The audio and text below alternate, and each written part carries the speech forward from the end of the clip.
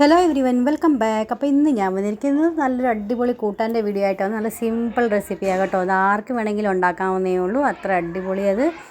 അപ്പോൾ നമുക്ക് വീഡിയോയിലേക്ക് പോകാം. ഇന്ന് ഞാൻ വന്നിരിക്കുന്നത് ആലു മട്ടറിൻ്റെ കൂട്ടാൻ്റെ വീഡിയോ ആയിട്ടാണ് വന്നിരിക്കുന്നത് കേട്ടോ. ഇത് പാചകമൊക്കെ ഒന്നും അറിയാത്തവരാണെങ്കിൽ അവർക്കും വേണ്ടി സിമ്പിളായിട്ട് ഉണ്ടാക്കാവുന്നേ ഉള്ളൂ കേട്ടോ.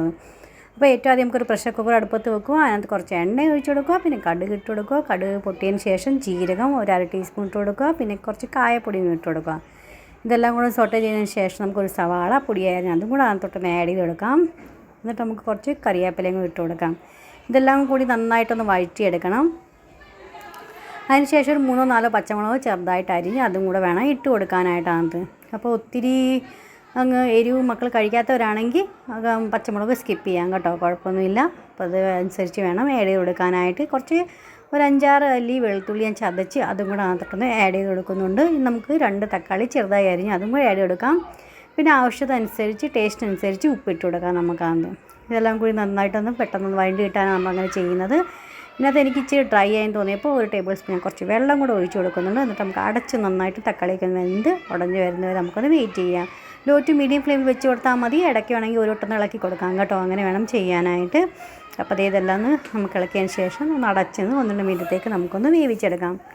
ഇന്ന് ഞായറാഴ്ച ദിവസമില്ലേ, അതുകൊണ്ട് ആ താഴേക്ക് പിള്ളേരൊക്കെ ക്രിക്കറ്റ് കളിയാണ് കേട്ടോ, അതുകൊണ്ട് ഒത്തിരി ഒച്ചയൊക്കെ വരുന്നുണ്ട്. നിങ്ങളെല്ലാവരും ഒന്ന് ക്ഷമിക്കണേ. അപ്പം ഇതെല്ലാം നന്നായിട്ട് ഇതുപോലെ ഒന്ന് വഴണ്ട് പാകത്തിനായി വന്നിട്ടുണ്ട്. ഇനി നമുക്ക് അതിനകത്ത് കുറച്ച് മസാല ഇട്ട് കൊടുക്കാം. ലോ ഫ്ലെയിമിൽ വെച്ചിട്ട് വേണേ ഇട്ട് കൊടുക്കാനായിട്ട്.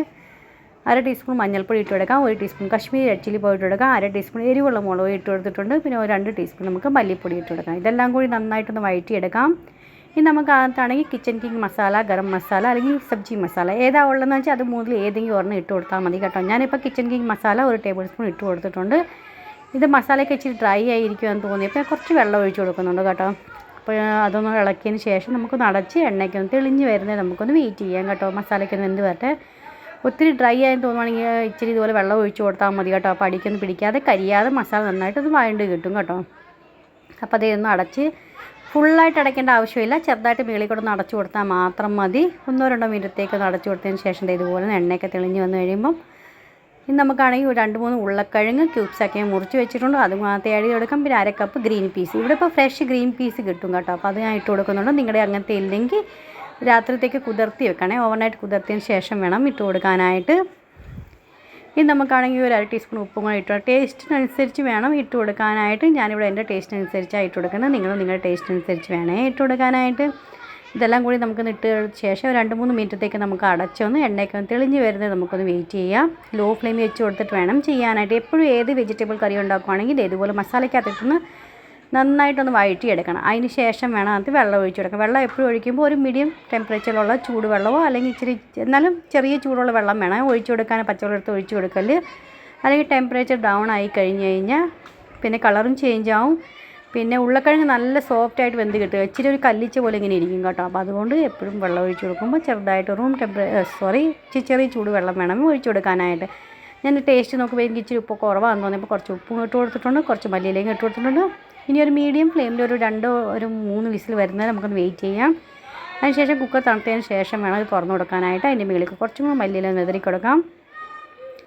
പിന്നെ നമുക്ക് തവിയും കൊണ്ടൊന്ന് എല്ലാം ഒന്ന് ഉടച്ച് കൊടുക്കാം കേട്ടോ, ഗ്രേവിയൊക്കെ ഒന്ന് തിക്കായി വരാനായിട്ട്. ഒത്തിരി അങ്ങ് ഉടച്ച് കലക്കേണ്ട ആവശ്യമില്ല, ചെറുതായിട്ട് ലൈറ്റായിട്ടൊന്ന് ഉടച്ച് കൊടുത്താൽ മതി. അപ്പം നമ്മുടെ ഗ്രേവിയൊക്കെ നല്ല അടിപൊളി തിക്കായിട്ട് കിട്ടും.